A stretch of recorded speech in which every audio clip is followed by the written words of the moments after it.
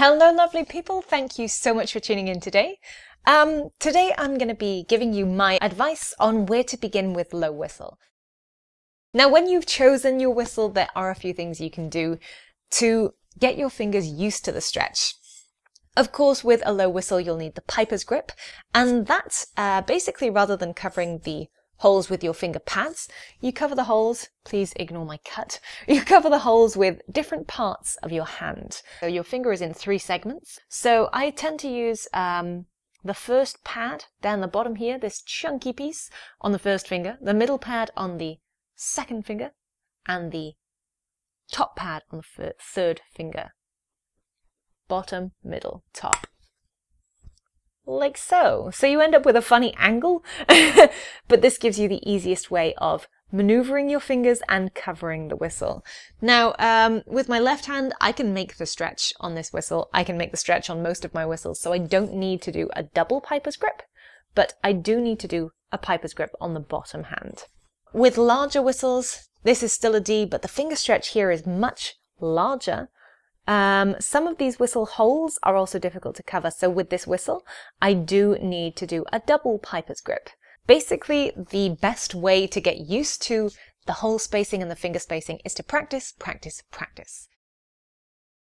So to get your fingers used to the finger stretch on your chosen whistle, basically what you need to do is play a few scales. So I'll demonstrate on my Susato whistle. Again, easy finger stretch on the top half, pretty easy piper's grip stretch on the bottom half, and the easiest thing to do is to play up and down the scales in both octaves.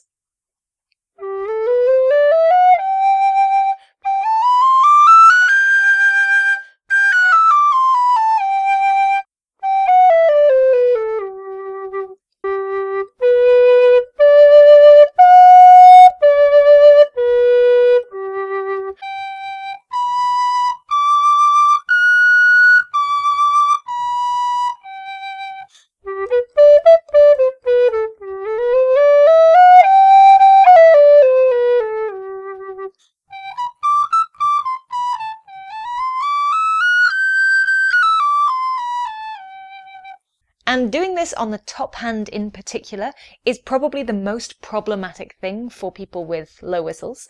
And the reason is because when you get a big whistle, you really struggle to let go of all of the fingers. So using the top hand and changing from the top few notes of the low octave to the bottom few notes of the upper octave is a really good exercise.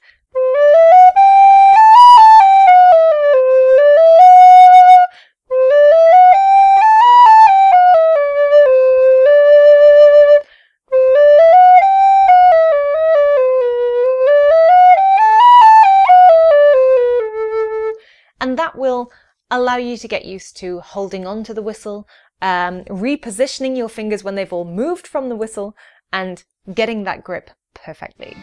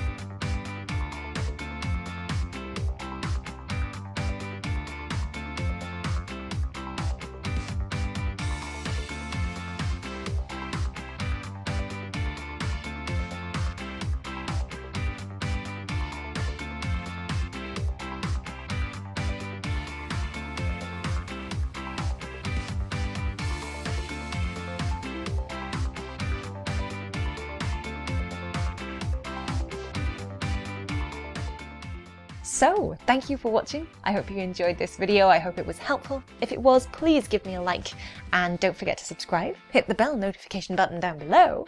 Leave me comments, questions, suggestions, whatever you may have down in the messages. Check me out on Ko-fi and Patreon. I say this every week. And don't forget to check out my merchandise. Check out my other tips and tricks videos here on YouTube. Until next time, happy whistling, and I'll see you guys soon. Bye! Do I know any more songs? Oh, bums. That is a lot of research that I did. That is a lot of research. Now, the sort of, it's not dimensions, that is not the word.